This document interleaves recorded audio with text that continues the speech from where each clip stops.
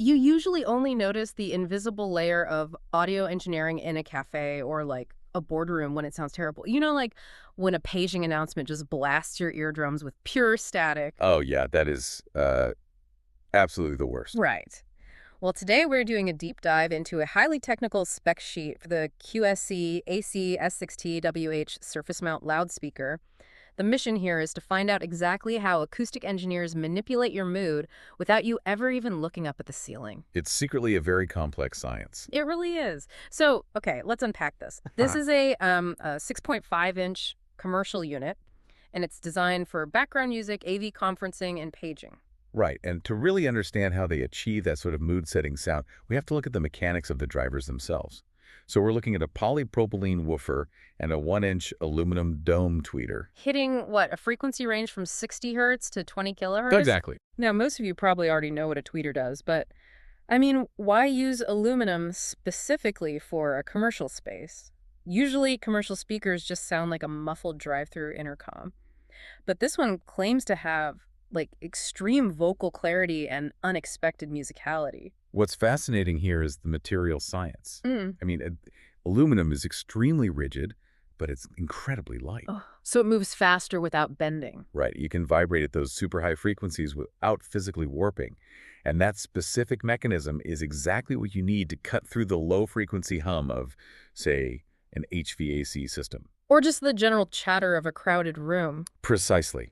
It allows human voices to sound crisp and natural rather than muffled, which is, well, it's a surprisingly rare tuning for standard background music hardware. Here's where it gets really interesting, though, because sound quality is one thing, but how it interacts with the physical space of a room is totally another. Yeah, acoustic dispersion. Right. So the specs highlight a 130-degree conical coverage paired with a 107 decibel peak maximum SPL. But wait, does that just mean this thing is obnoxiously loud? Because usually commercial speakers act kind of like laser pointers loud right underneath. But you step 2 feet to the side and the high end just drops off completely. Well, no, the wide spread doesn't mean it's just pushing maximum volume. Because the audio spreads out 130 degrees, it acts way more like a floodlight. It washes the entire room evenly. So what does this all mean for the person actually buying it? It means a business needs to buy and install far fewer loudspeakers to achieve the exact same square footage of coverage. The architectural math changes completely. Wow, so it's secretly just a brilliant cost-saving feature. Exactly. But, if you are relying on fewer units to do the heavy lifting, the installation itself needs to be bulletproof. Because there are no overlapping speakers to pick up the slack if one fails. Right. That's why the enclosure is made of this rugged, UV-treated ABS plastic and carries an IP44 rating for dust and water resistance. Okay, wait. I understand the acoustic spread and the durability, but I get totally lost looking at the back panel. Oh, the wiring setup. Yeah. It mentions included yoke mount, which makes sense, but then this 4-pole Euroblock connector for loop-through wiring and a 70 or 100-volt transformer with an 8-ohm bypass. If I'm an installer, why do I care about this instead of just using standard speaker wire like my home theater?